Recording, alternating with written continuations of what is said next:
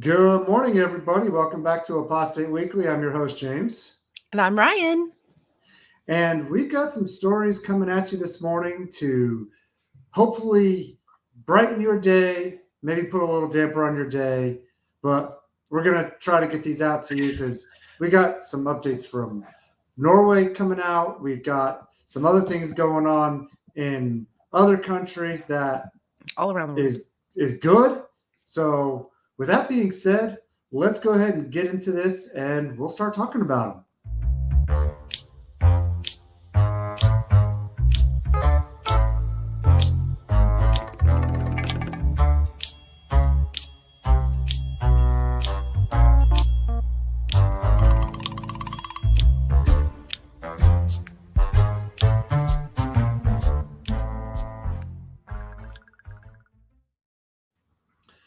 All right, we are back at you live for another wonderful Wednesday of wacky wonders. Yes, we are the Dr. Seuss of news crew. and with us, you'll always have a winner on your side. All right, next. Hey, People were like, "What's that mean?" It's his last name. He's like, "Don't tell him." I'm just jealous. I can't help myself. I know. Everybody's Good jealous morning, of everybody. this. We're Good always morning, jealous of a Jenny, winner. Jenny, Kay. Welcome, everybody. Jonathan, Good to Sam. see you. Thanks for Hope coming. everyone's doing well this morning. Hope your morning has been good, not too intense, and the sun is treating you well. And I hope you all are free of the itches. Unlike some of us who have Unlike some of us. communicable disease. Look at this, guys. I look like I was running through the fields. I guess I was actually. I was running through the fields. I was running through the fields with pickles, and that's the difference. Maybe you learned your lesson. Maybe not. I don't know. Probably not. I'm gonna Probably be honest. not. No. Okay. Well, let's go ahead and get into the news because we got actually quite a few stories to cover this week. So I'm going to pick up from our Norway coverage from last week because might as well because it kind of just tie it all in and then we can move on to other things here. So the witnesses have so much audacity. It's ridiculous. You know? I mean, Just a little bit. I mean, if you look at this here, you need me to make it bigger for you? I think I need to zoom in a little bit. The witness lawyers here are demanding 4 times as much as the state in court costs, aka lawyers' expenses, for this trial that they just went through. So they're trying to get Norway to pay them for the cost of their legal fees at a rate 4 times of what their own state lawyers charge. What freaking scumbags are you guys to try to do this? And it's because they will use any tragedy to spin it to make money somehow. Everything is an opportunity if you look at it from their point of view. Oh yeah, absolutely. But I mean, like, here's how I'm kind of looking at this too. So with them trying to get this money from the state of Norway, hey Judge, how you doing, buddy? They're trying. It's like they're trying to recover the money that they've lost in their tax exemption in some way. Because what else could it be? You know, they're trying to make up for the money that they are losing now because of this. But absolutely, I think they need to settle in and get used to it. Honestly, you know, I guess does it depend on the whatever? That's a good question. You have with your lawyer, like maybe contract that you have. If it's a suit case, maybe, you know, like a lawsuit, Like you're suing somebody for something they did to you. But in this case, it's not really what it is, because they're trying to defend their right to disfellowship and shun children and trying to get their tax exempt status back. So I don't think, but I mean, the laws are different in every country and everywhere. So I can't say for sure because I'm not a legal expert by any means. But my gut instinct is to say no, but I could be wrong. And either way, they're going to find a way to extort money out of the government or these people if possible, wherever they can extract. Well, if they're, here's what they'll start doing. They won't, if they can't get the money from the government, they're going to try to get it from the witnesses in that country to donate more. And this is also it's a multifaceted thing, and I think you're also right too, trying to intimidate them and make others think twice before any other government group, what have you, move to try to go after the Jehovah's Witness or another religious group. They get their expenses covered if the court says so. Okay. Thank you, Judge. So thanks, Judge. Hopefully the court says no way in hell. Yeah, that would be great. Do the lawyers that the Jehovah's Witnesses have, are they witnesses themselves, or are they worldly people?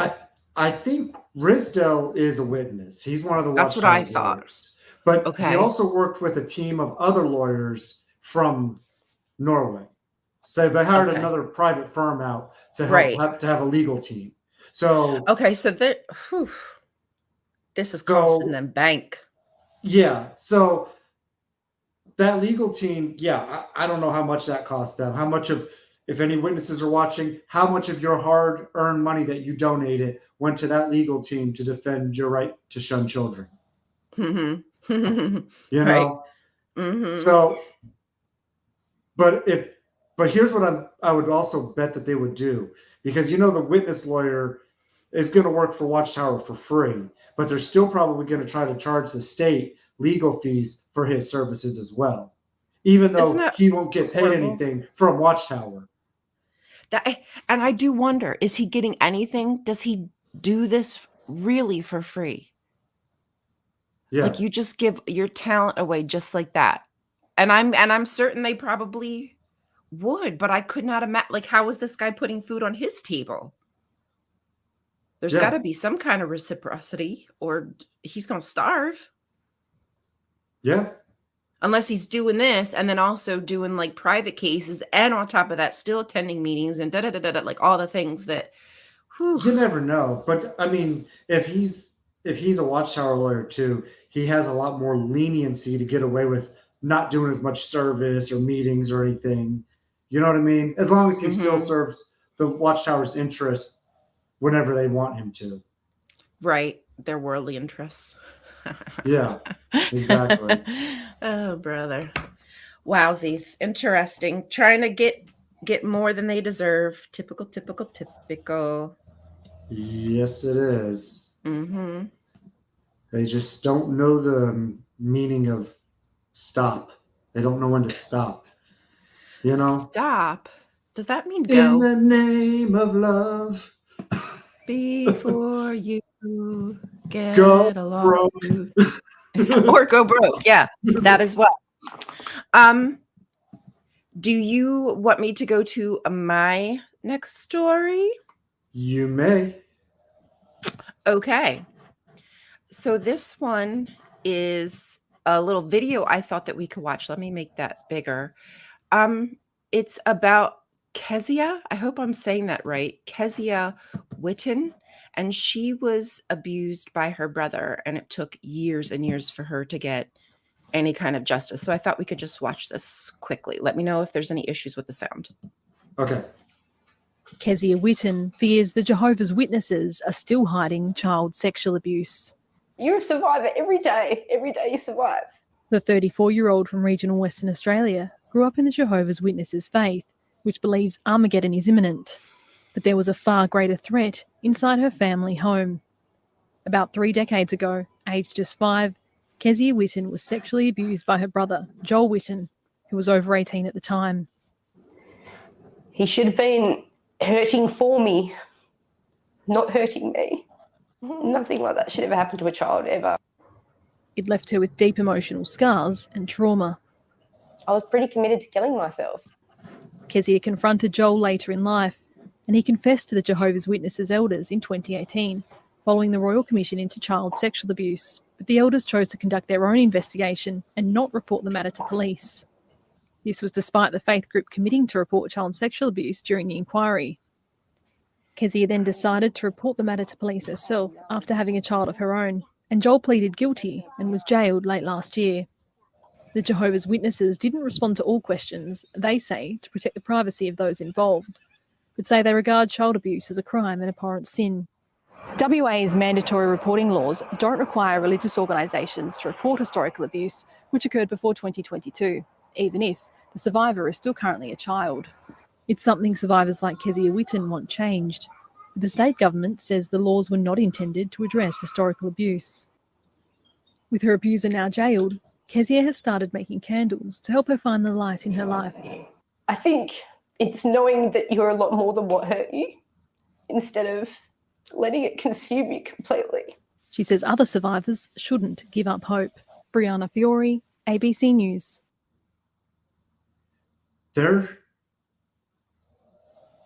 They don't have it for historical abuse before 2022.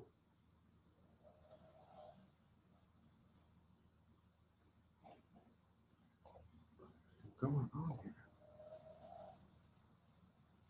Oh, sorry, I had my thing muted. Oh. I think that this just goes to show that we need mandatory reporting laws like worldwide.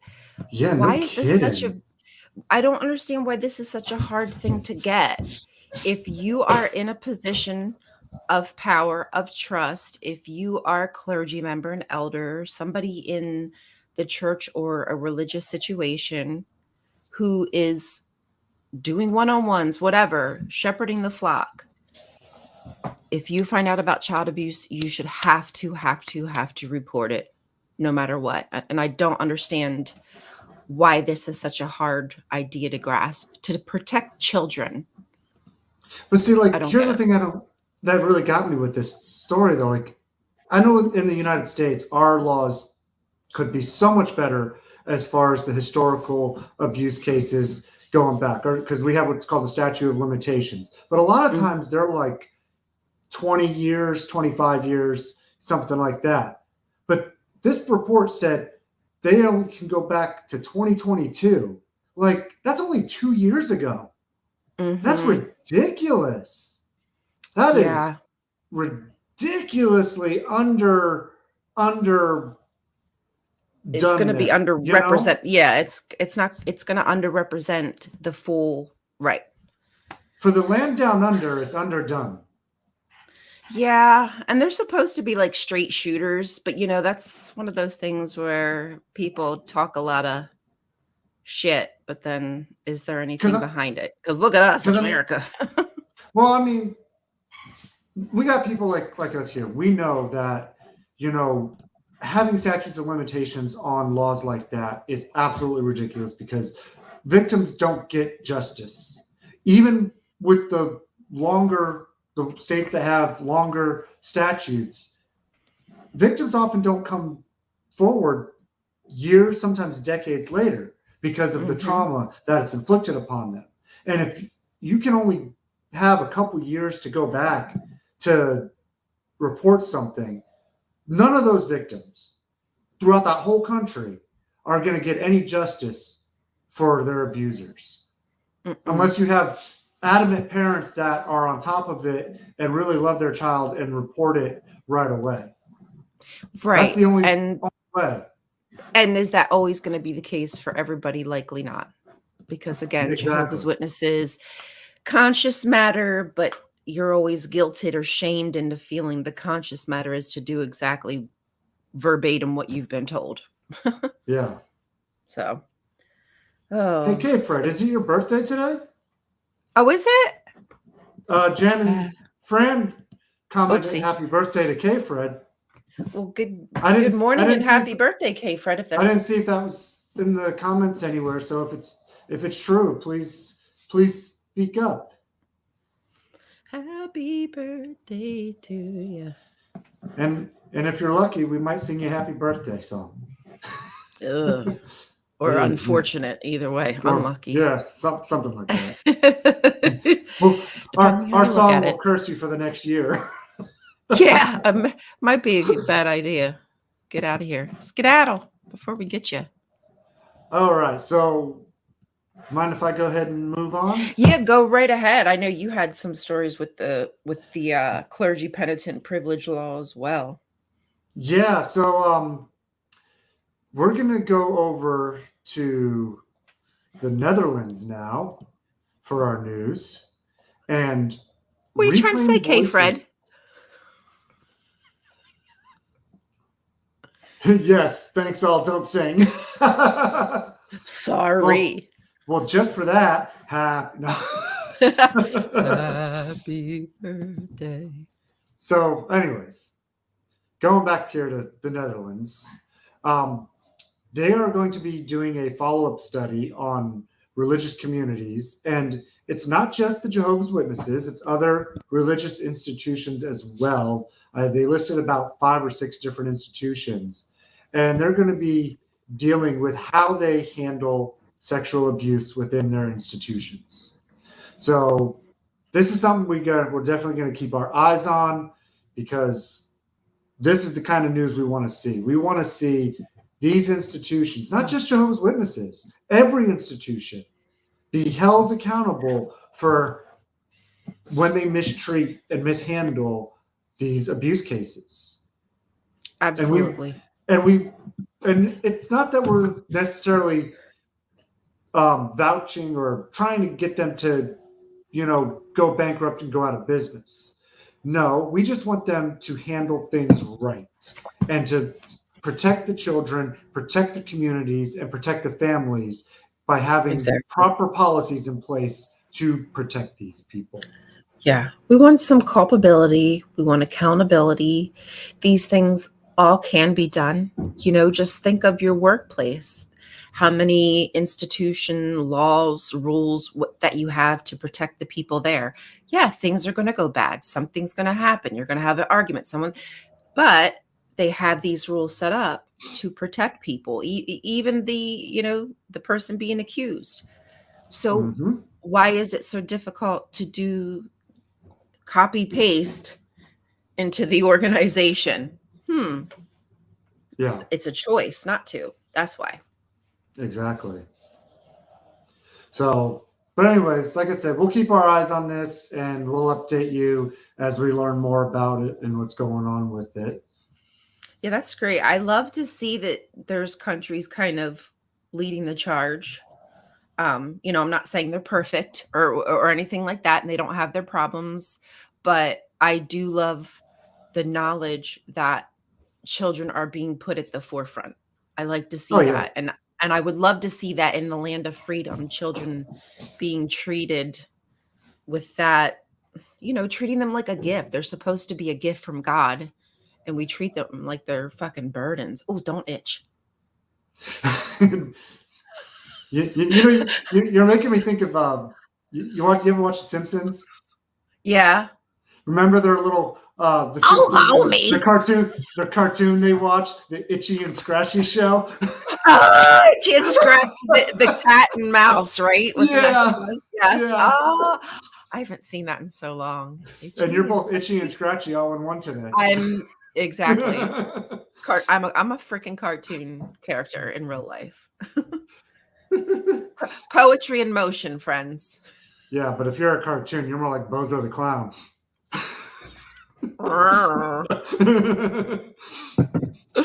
Oh boy. So would you like to move on, and would you like to give because your over story? the past couple weeks I don't remember when, but you were discussing with us the cases happening in Russia where the government's been cracking down on the Jehovah's Witness organization. And just yesterday, they sentenced 4 Jehovah's Witnesses to 7 years, I believe. Yeah, 7 years in prison because they consider them to be an extremist group. And none of us want that. None of, like, extremes is not good in any matter. It's never going to help. And this is an extreme. This is not how you control. This to me is persecution. Now, Yes. I do believe that the organization does have culpability, because they simply could say, look, y'all, this is not the time or place. Y'all just do your studies, like, just be JWs, but stay under the radar. You don't have to make noise. The organization could easily say that to protect these people. But just like they did, just like they did with Hitler and Stalin and all that shit, they were making them perform. They wanted them to be outwardly opposing the government, so they would get in trouble, so they would be persecuted, so they can use them as pawns. So this is truly disappointing, and it's disgusting, and I hate to see it. And I would never want to see a Jehovah's Witness go to jail simply for being religious. If you're going to send them to jail because they're protecting pedophiles. Point blank, period. So this is really sad.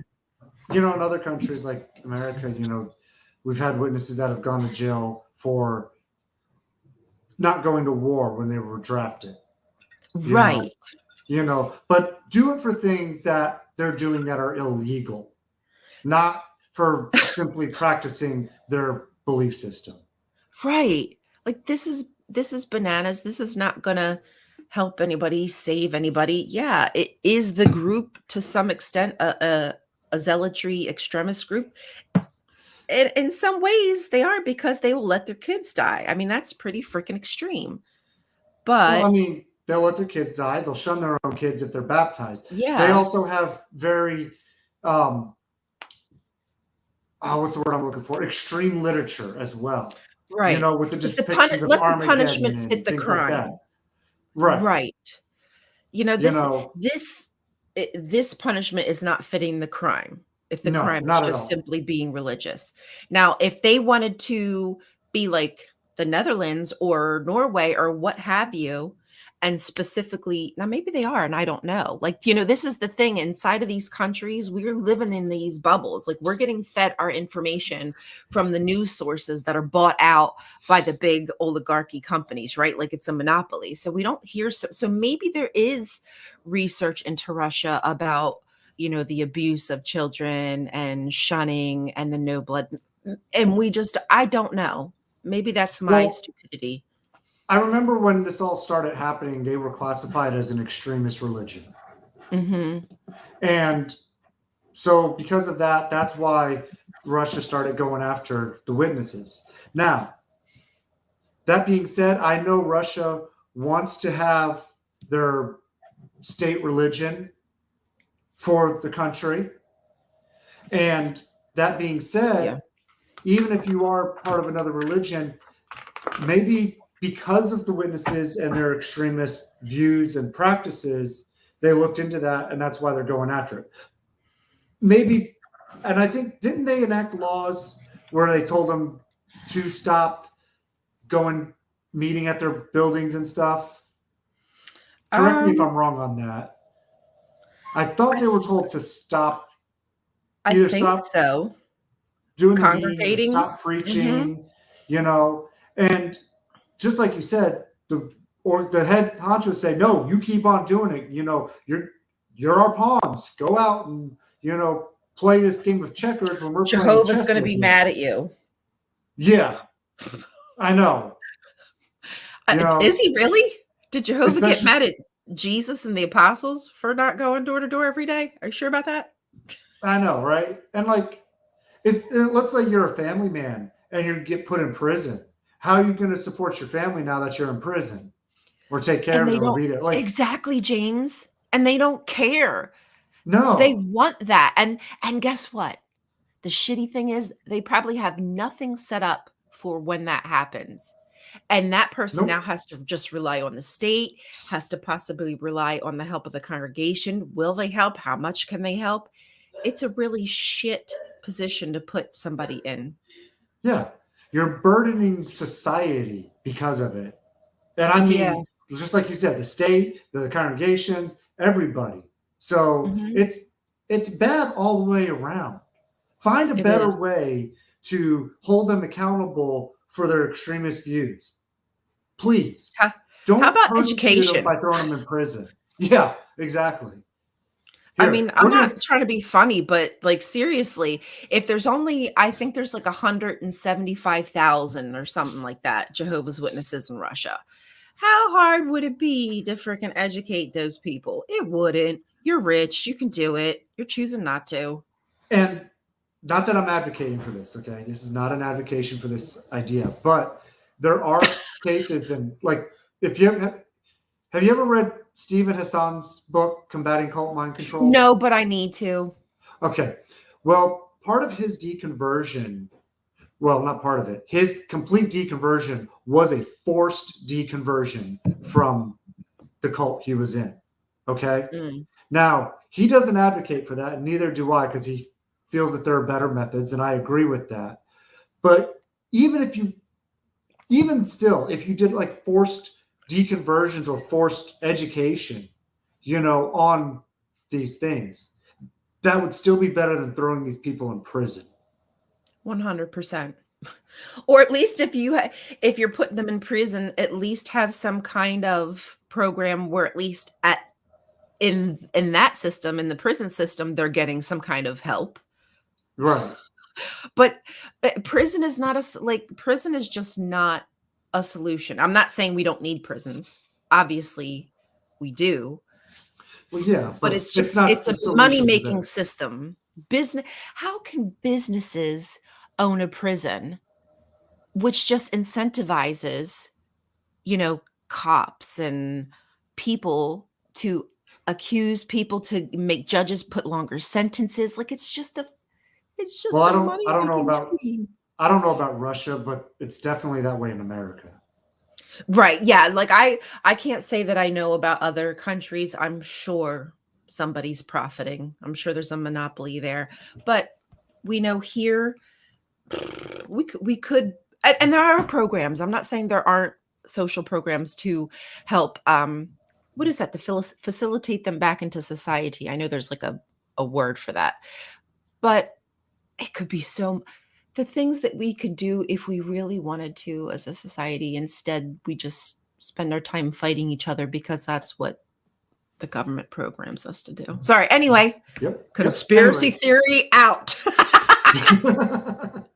Anyways, I'm going to move on to my next story because I got a Move along. few more here to get through, and I'd like to try to knock them out here. So, Okay. update: we had discussed last year. I don't know what show exactly. We talked about Washington State and how they were trying to pass a bill for the mandatory reporting for the clergy, and that did pass. It's Washington. It's SB 6298 is the bill in Washington State, and it passed unanimously for mandatory reporting in Washington State. So go Washington State. It's about damn time. Yeah, no shit. I mean, it had some trouble though, because I remember It took a long time. It took a while because there was some pushback, especially from the Catholic churches in Washington, because Oh my goodness. they didn't want to have this to happen. Some of the testimony, I was literally yelling at these preachers who were standing up there and just protecting the church and just saying how important it was for the, the trust and the faith in the church. And we don't want to undermine it. Like, the way that you treat children kind of undermines my trust in you. Just saying. Yeah. All right. And moving on to my next little clip here. I'm not going to spend too much time on this, but this is out of British Columbia, Canada, and there was a court battle for ex-members getting their records from the witness organization. And we know they've been having troubles with that in Canada, getting your records from the witnesses, because they don't want to give you your records as much as you have the rights to them, which is ridiculous. Because Mhm. the witnesses love to fight you for your rights to not have anything and want to have the right to do everything they want. Mhm. But the witness organization did lose, so the ex-members will be able to get their records. So that's a nice little win again. So it's nice seeing these little wins here this morning between the records, the Washington bill, the Yeah. reclaimed voices, and that was it. Well, no, I mean, but those are big things, right? Because they all Yeah. start the ball rolling, and they'll help the next group and the next person and the next state continue on The next holding state accountability. or the next country. Like if you Exactly. go to, Norway's part of the ECH, the European Union, right? So Yeah, EU. they have the European Court of Human Rights that rules over them for that. So hopefully that can, once this case is done, and hopefully the former members win their case against it, it starts rolling into other countries. Exactly. Like what happened in Spain too, with the Jehovah's Witnesses suing a small group Yeah. of people, but now it not looking like it's not going to work out so good for the Jehovah's Witnesses organization for doing that. They probably should have just stopped there. So all these little cases are, as you said, small wins, and small wins will lead to big wins. We just have to keep pushing. That's right. And for my final story this morning, this is actually something that's local to where I live. And this is it's only probably about an hour away from where I live. It's in York County, Virginia here.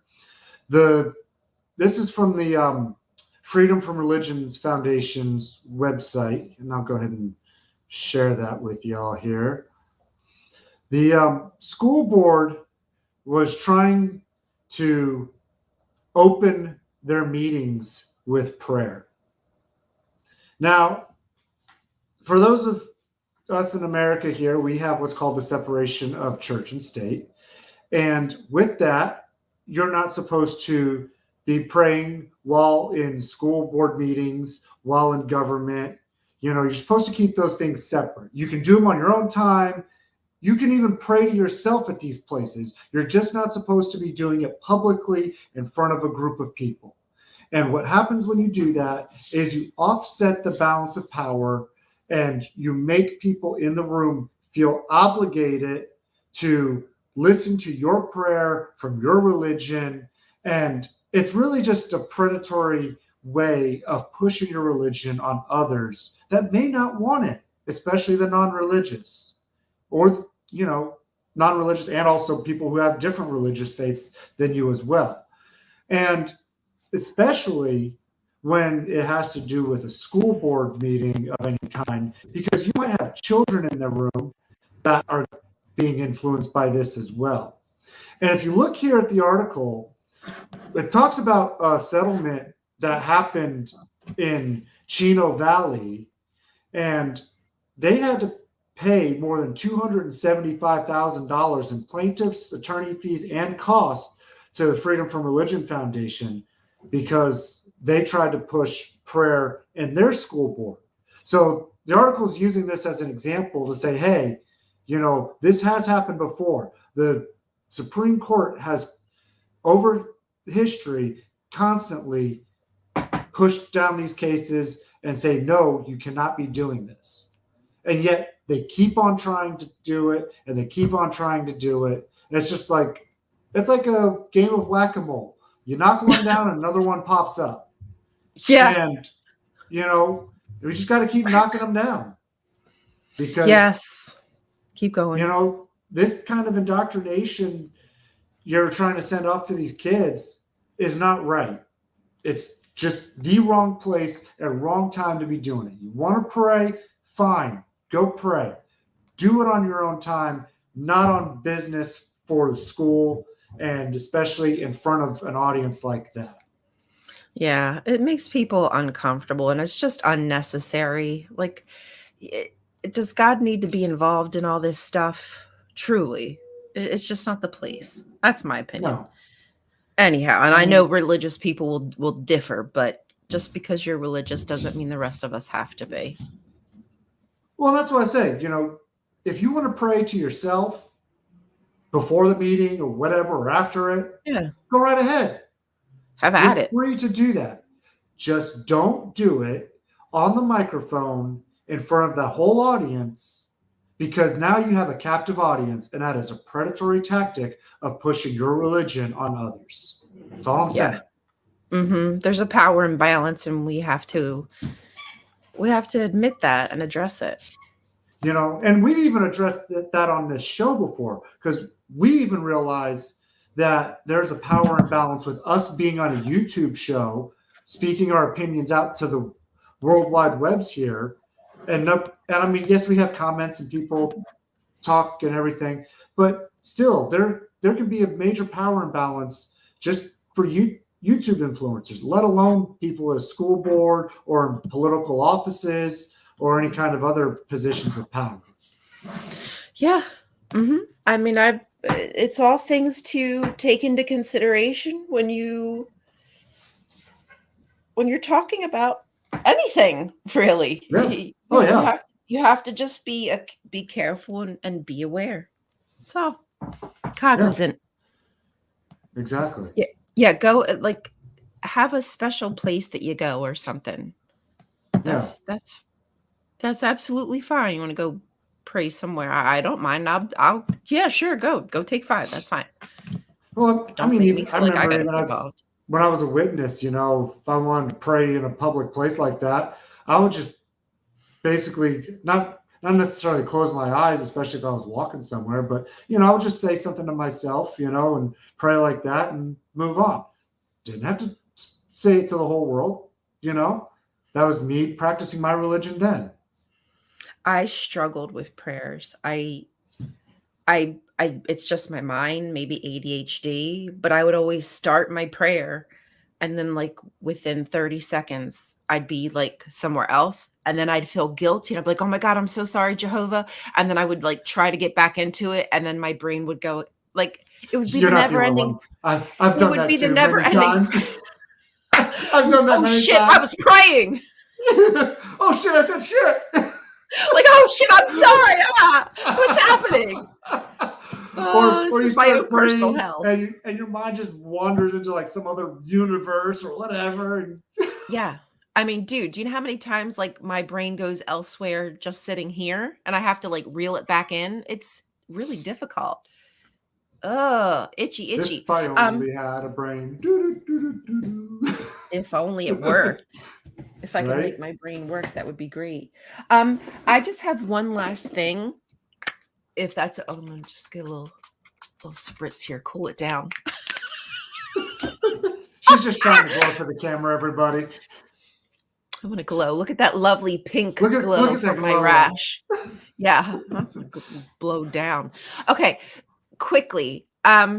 If any of you are following what's happening in Palestine or Gaza, I don't know if you heard about my friend Mansour.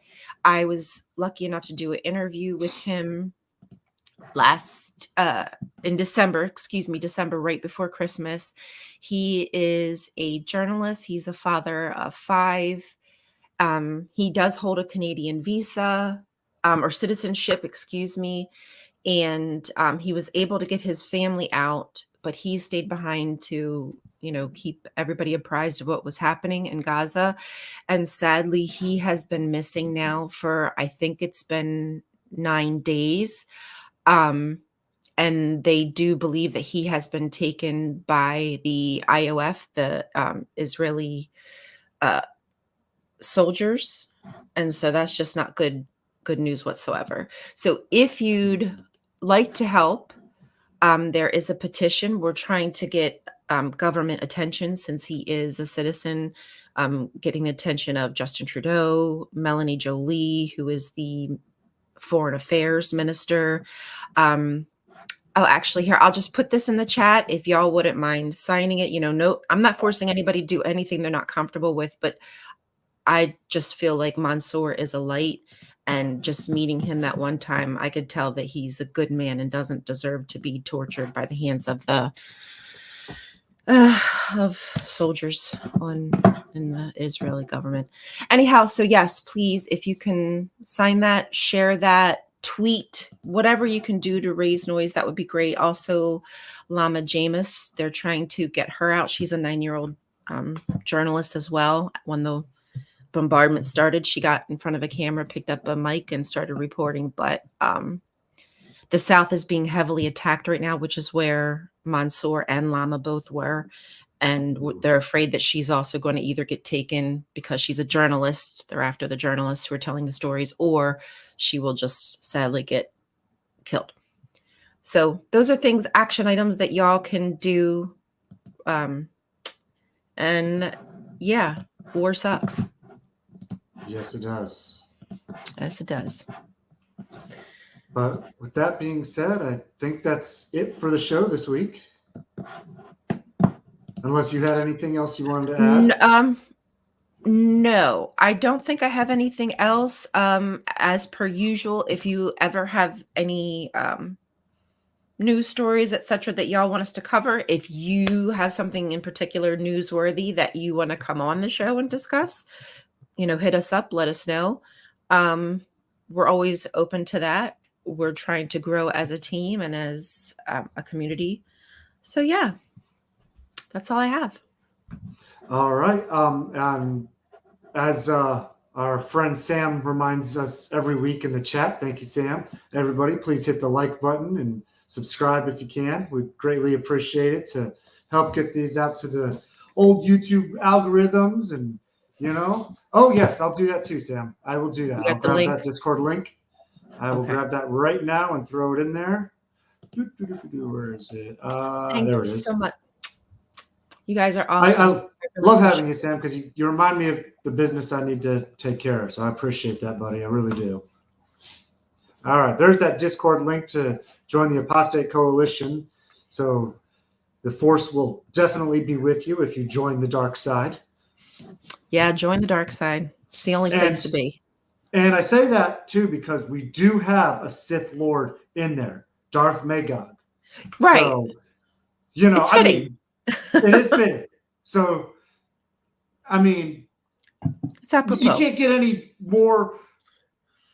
better than that. You can't get darker than that. Gosh. Well, I don't know. I could try. Okay, yeah, we're former Jehovah's Witnesses. I'm sure we could. No, yeah. Definitely. On that note, thank you for joining us, everybody. We really appreciate you. We love you. Please don't forget to like, subscribe, and share. Hit the subscribe button if you're able to. Also, if you feel like it and you are willing to help the show out a little bit, please check the links out for the Buy Me a Coffee. We greatly appreciate everybody who has done that so far. And with that being said, we will see you all next week. We will. Don't forget, apostate your way. That's right. And have a great week, everybody. Bye-bye. Love you. Bye.